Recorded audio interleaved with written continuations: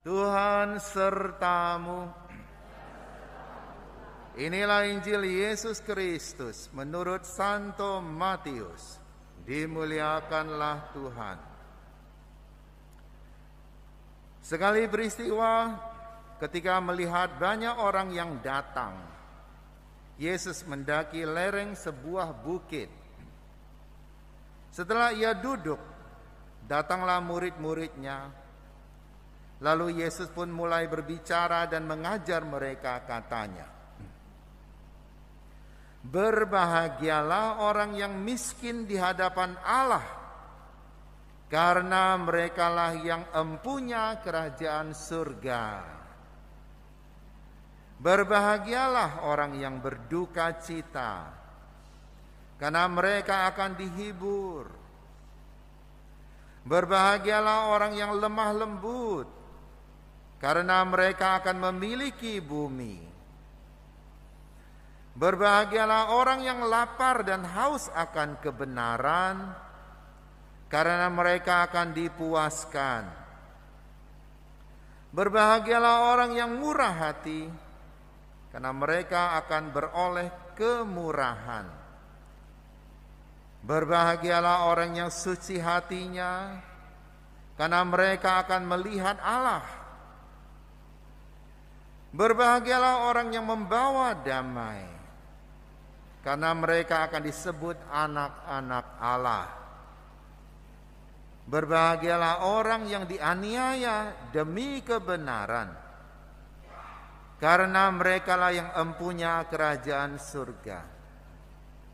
Berbahagialah kamu jika demi aku kamu dicela dan dianiaya, dan kepadamu difitnahkan segala yang jahat. Bersukacita dan bergembiralah, karena besarlah ganjaranmu di surga."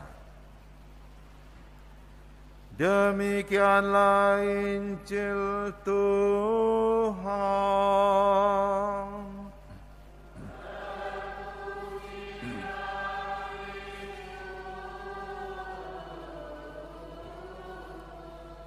Semoga dengan pewartaan Injil suci ini dosa-dosa kita dihapuskan.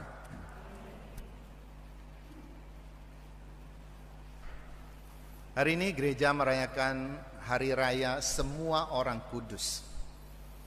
Tidak semua orang kudus namanya tercatat di dalam gereja. Yang tercatat hanya sedikit saja.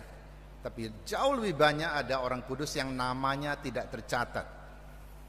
Saya pribadi, saya percaya bapak saya adalah orang kudus, karena ia telah berkorban bagi keluarganya. Ia mengajar kami dengan sangat baik. Dan dia sungguh-sungguh bekerja sama dengan Tuhan untuk mempersembahkan anak-anaknya kepada gereja dan juga kepada dunia. Demikian pula dengan ibu saya.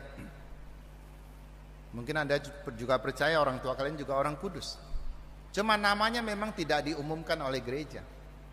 Karena untuk diumumkan sebagai orang kudus, sebagai santo atau santa, atau beato atau beata, ini perlu ada proses yang panjang, tidak gampang, dan menghabiskan banyak biaya. Kongregasi kami, kongregasi murid-murid Tuhan, sedang melakukan proses supaya Bapak pendiri kami, Kardinal Celso Costantini, diangkat sebagai beato, orang kudus. Tetapi prosesnya panjang sekali. Perlu ada seminar-seminar, perlu ada penyelidikan-penyelidikan. Kemudian juga ada doa khusus yang kami doakan setiap hari, dan juga para sahabat CDD mendoakan itu, yaitu doa supaya jika permohonan kita dikabulkan, kita laporkan kepada CDD dan kami laporkan ke Vatikan bahwa ada doa-doa yang dikabulkan dengan perantaran Bapak Celso Costantini. Nah, jika terjadi banyak mujizat, maka ia dianggap memenuhi syarat untuk menjadi orang kudus. Ini cuma satu di antara sekian banyak syarat. Tentu yang terutama adalah cara hidupnya sehari-hari. Dalam bacaan pertama kita mendengar tadi, ada 144.000 orang dimeteraikan, dikuduskan. Namanya tidak pernah kita tahu, tidak pernah diumumkan oleh gereja, tapi mereka orang kudus. Saya juga sangat percaya para pahlawan yang memerdekakan bangsa kita ini, yang berjuang dengan nyawanya, para ilmuwan yang memberikan sumbangsi yang baik kepada dunia, mereka juga orang kudus. Tapi kalau kita melihat hidupnya kudus tidak? Belum tentu. Orang kudus tidak selalu tidak ada kesalahan. Kita melihat Santo Petrus, orang kudus kan, salahnya banyak sekali. Bahkan satu hari dia dimarahi oleh rekannya, orang baru loh ini. Paulus marah sama dia. Petrus, kamu ini munafik. Kalau kamu kumpul-kumpul sama orang Yahudi, kamu tidak makan makanan yang dilarang, yang haram. Kalau kamu kumpul dengan orang-orang bukan Yahudi, kamu makan. Kamu ini munafik. Paulus ini berani sekali ya. Dia tidak merasa bersalah. Bos dimarahinya. Petrus juga terima. Dia tidak bisa melawan, memang dia melakukan itu. Orang kudus dia, jelas. Tetap orang kudus, meskipun ada kesalahan.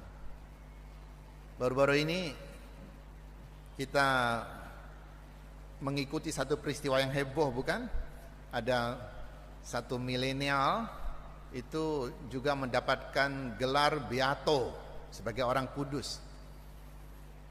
Mungkin kita katakan, mana mungkin sih milenial yang hidupnya seperti ini,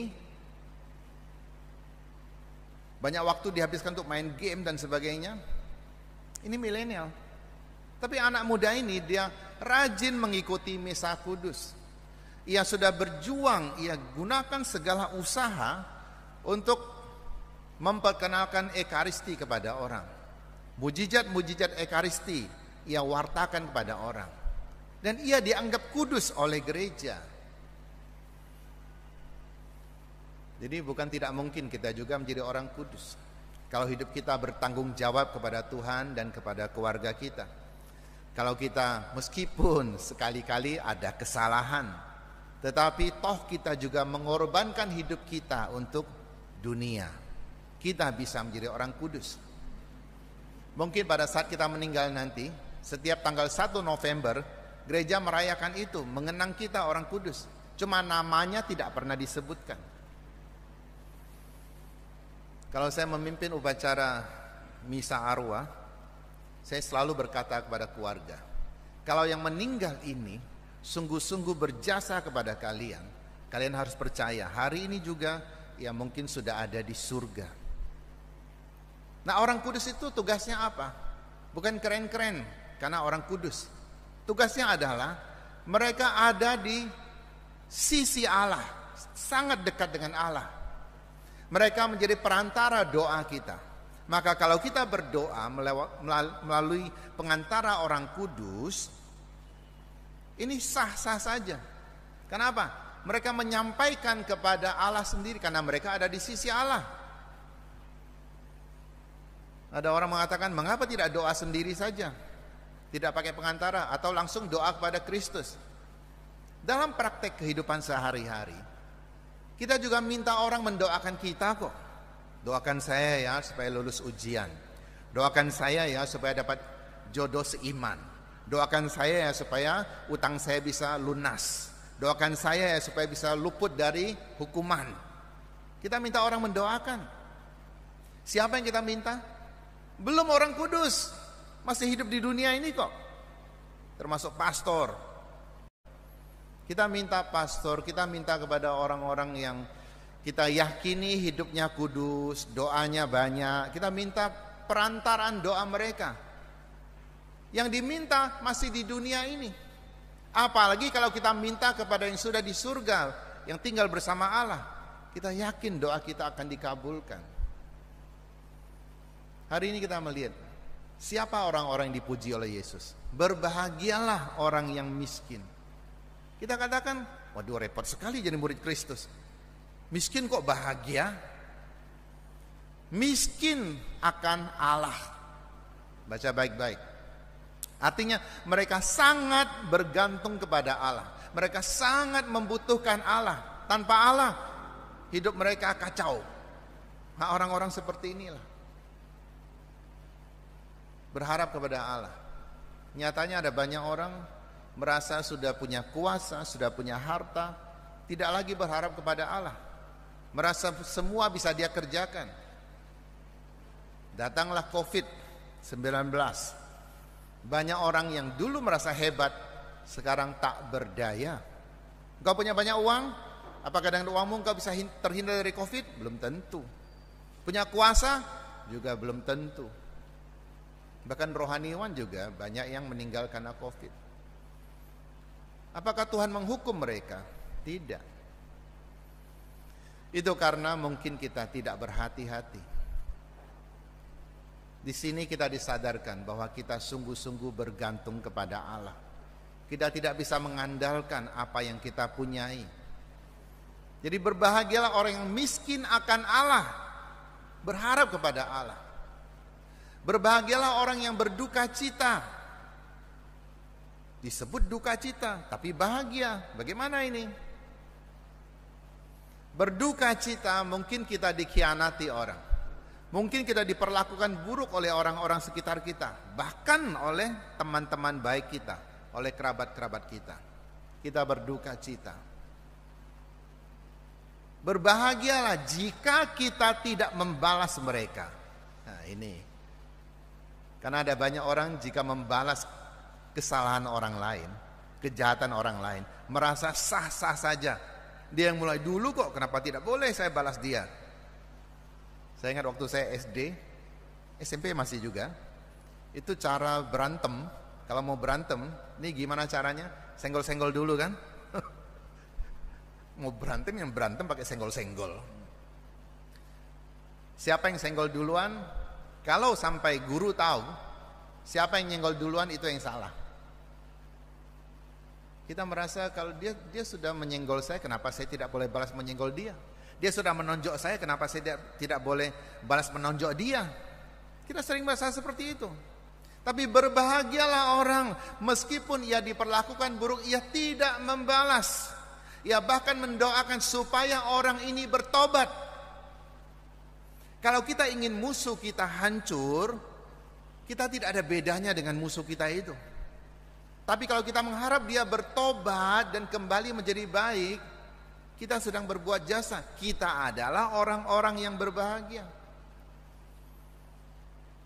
Dalam masa pandemi ini ada banyak orang sedang berduka cita.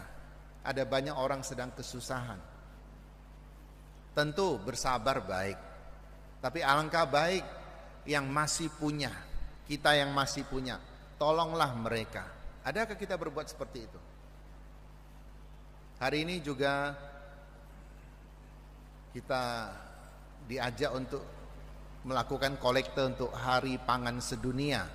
Tapi tidak saya lakukan, saya sudah kolekte per lingkungan, itu sudah cukup. Jadi dalam misa ini tidak. Untuk apa Hari Pangan Sedunia kita kumpulkan uang? Untuk dikirim supaya para pemimpin bisa membagikan kepada orang-orang yang sedang kesusahan. Termasuk di Indonesia. Ada banyak orang sedang kesusahan. Kalau kita peduli akan mereka, maka kita adalah orang-orang yang namanya tercatat di surga, seperti disebutkan dalam akhir bacaan. Semoga kita menjadi orang-orang yang sungguh-sungguh berbahagia, bukan hanya karena hidup kita senang-senang, tapi justru ketika susah kita bersandar kepada Tuhan, kita tetap bersabar. Bahkan ketika kita mempunyai kelebihan, kita membantu orang-orang lain juga. Itulah orang-orang yang berbahagia. Itulah calon-calon orang kudus yang meskipun namanya tidak disebut, tetapi dikenang oleh gereja setiap tanggal 1 November. Semoga para leluhur kita, orang-orang baik yang telah meninggal, yang kita yakini sebagai orang kudus, mereka juga mendoakan kita. Mereka juga menjadi perantara doa kita kepada Allah agar hidup kita juga mampu kudus dan berkenan kepada